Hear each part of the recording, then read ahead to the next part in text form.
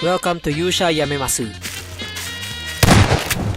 The anime starts with this Kirito clone here again entering this abandoned castle, and his name is Leo. He meets up with Demon Queen Echidna here and presents his job application to become one of her underlings, but he gets rejected. I think this is a liability nightmare. You don't have any claims that you can back up, so I'm out. Then we see the underling secretly meeting up with him. They ask him on why he's so persistent on joining their forces. Then we see his flashback getting the recognition of being the hero after he defeated all of them, but the people turned away from him because they think he's a walking weapon of mass destruction, and the king banished him away from the kingdom. He realizes that the world has gone woke. Utter woke nonsense. And that's why he'll join their army because he had no one to lean on. Everyone sympathizes with him, and Hot Glasses Sexitari here accepted his application and was like, okay, your story is very sad, so here's the deal. I'll accept your application and you'll work for us in a month, and we won't tell the queen about this. So if you make good results, I'll recommend you to her. However, if you fail, we'll cut your balls off. We have a deal then. Damn, even a hero is having a hard time getting a job. Even with his stacked resume of beating these top dog demon generals, he still gets rejected. I mean, just like in real life, right? Even if you have a bachelor's, a master's, or a PhD degree, the company HR will only look at you with a straight face and say they'll call you back. Okay, enough job slurs. Then we see Leo entering the queen's hall again because he wants to ask her some questions after noticing that she's trying to prevent her underlings from killing innocent civilians, and maybe she's a good person inside. The next day comes and we see him on his first day of work, where Hot Glasses Sexitari gave him a list of tasks, and he starts with the last one, which is to replenish their mana supply fountain or something, so that the army can keep on using their magic items. And to do this, it needs to receive the same wavelength of magic as Hot Glasses Sexitari, because if the magic goes out of control, the nuclear reactor will explode. He goes out by disguising himself as a dark knight, and this dark elf sees him. He returns to Hot Sexitari's office after 30 minutes and says that he's already finished.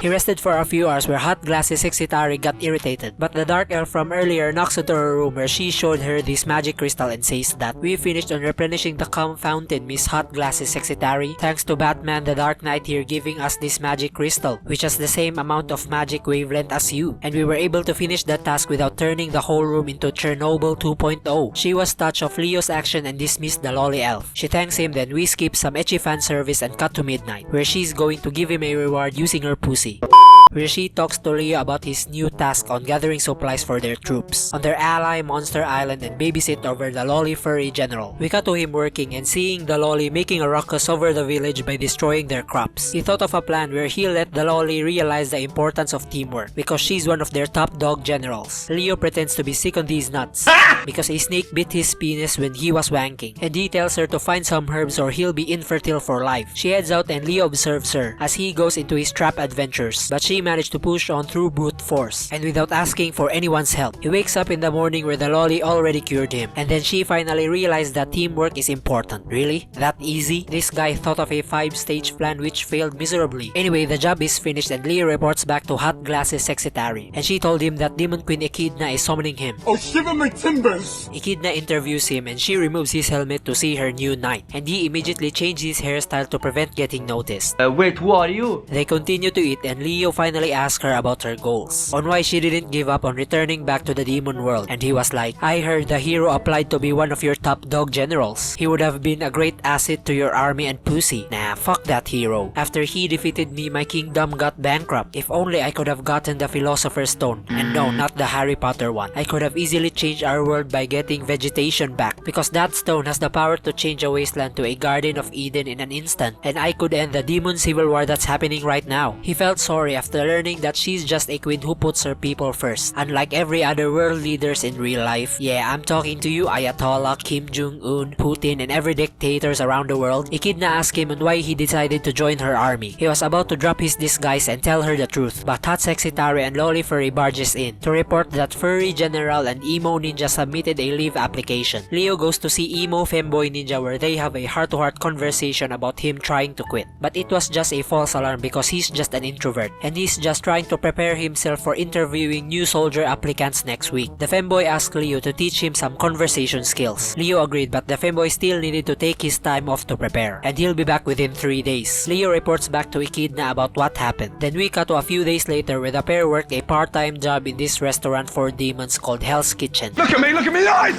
Not as pissed as I am! So that femboy ninja can improve his communication skills. This is fucking raw! Leo taught him the basic communication skills, and the key is to always always be a good listener. Then the femboy cocked these wolves because they tried to fuck his ass. Then we skip to the next scene after work, where they practiced an interview conversation. Femboy Ninja asks Leo on the reason why he wants to join the demon clan, because he knows he's lying about trying to get revenge on the humans. The next episode starts and we see the femboy's past being raised by assassins. As he grows up, he secretly helps Echidna and her army liberate small cities, in hopes of seeing humans getting slaughtered because of revenge. But he sees Echidna handling things differently by giving the people freedom and democracy. Then we jump to another flashback where Leo defeated him and asked him to finish him off, but Leo offered him to see the good side of the world first. But if he's still depressed, he can go back to him so that he'll finish him off. And this is the reason why Femboy Ninja was sus about Leo joining their demon team. Leo tells him about his past, that he existed for a very long time, back in the modern world where the demons first appeared, and he was created by the globalists as a super soldier to protect the planet. Technology! But all of his super soldier teammates died one by one until he's the only one left. He kept on protecting the planet for thousands of years, until the day finally came where the people didn't need his services, which made him happy for the first time, because he's finally free from the shackles of being a hero and he can do whatever the fuck he wants. Femboy Ninja's boozy starts getting wet and realizes that he's genuinely a good person, and Leo also realizes that the femboy is a good listener, and that's why he'll improve his communication skills in no time. Trying to be an extrovert when you're an introvert is really exhausting, and that's why the femboy's problem is too relatable. As a goblin dweller living in my parents' basement while making shitty anime videos. Okay, nobody cares. We cut to the next episode and see General Furry's daughter asking for help, because his dad wants to step down as the army's general because he found his limitations. Beta! Then he was summoned by the queen and he volunteered to oversee this problem. Meanwhile, Lolly Furry's miners found this ancient Gundam armor, and Leo used this opportunity to help General Furry to overcome his loser mindset. Yesterday, you said tomorrow, so just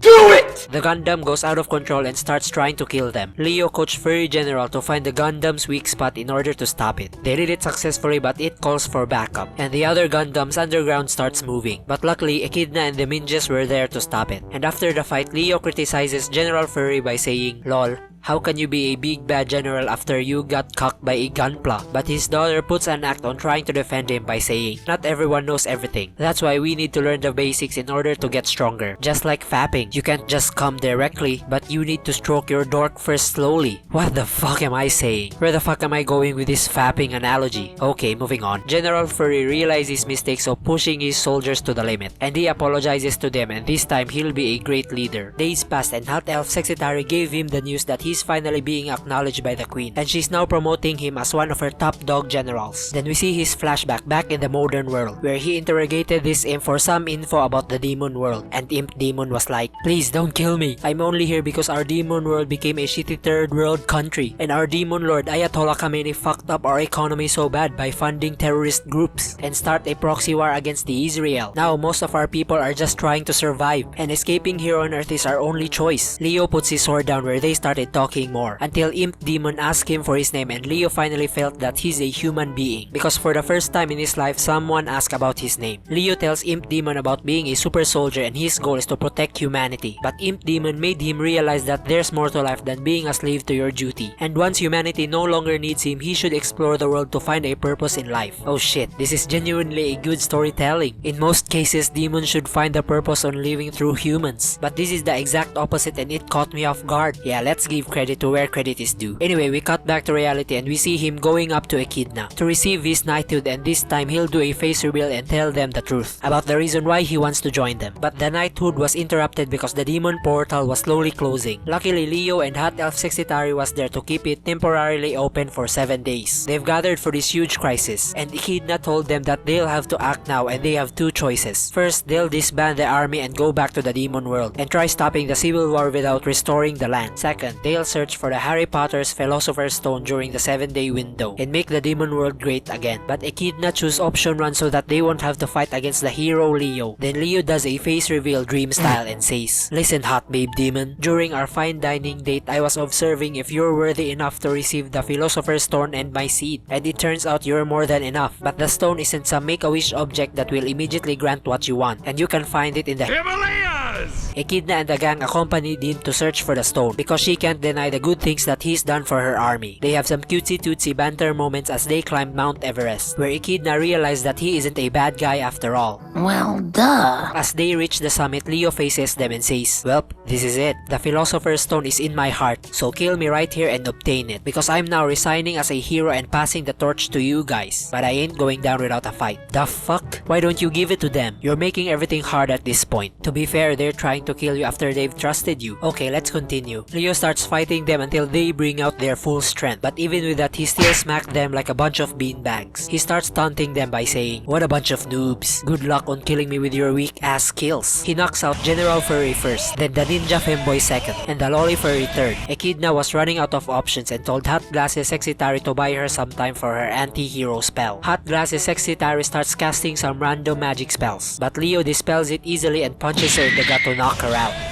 And this was enough for Echidna to cast her anti-hero spell. But right before the spell hits, we see Leo's full flashback. Oh shit, here we go again. Being created to have the sole purpose of protecting humanity. He saved the world and bring peace over and over again, until he lived for thousands of years and realized that he wanted destruction, so that humans will need him as a hero and he can continue to serve his purpose. He was about to turn to the dark side by doing a Megamind move to make a new Metro Man so that he can keep on saving the world, but he immediately realized that this is wrong. This is all wrong. And he took the opportunity to test out Echidna and the others' strengths. If they're worthy enough to be his successor for the Philosopher's Stone. This show really turned a 180. I thought this was gonna be another isekai slop anime, but man, I really enjoyed all the unexpected shit that happened. Anyway, we cut back to reality where he gets hit by the anti-hero spell, and the other stands back up to deliver the finishing blow. They talk after the battle and he tells them to remove the stone inside his body. Echidna asks him one last time why he decided to do this, and everyone shows their feelings that they want him to live because they notice that this isn't his dying wish. Hot Glasses Sexy Tari told him to remove the brainwashing spell inside his mind, but he doesn't know how to do it, so he tried to meditate and it worked. Bang! That was easy. Really, just like that? Man, I wish I could fucking do that and forget all of the horrible and embarrassing things that happened in my life. Then Echidna offers her hand to recruit him as one of her top dog generals, so that he can find a new purpose in life, and he accepts it. Then some wholesome moment happens where they go back to their working lives, and that's the end of the anime. This anime gets an endeavor out of an Omni-Man. Think,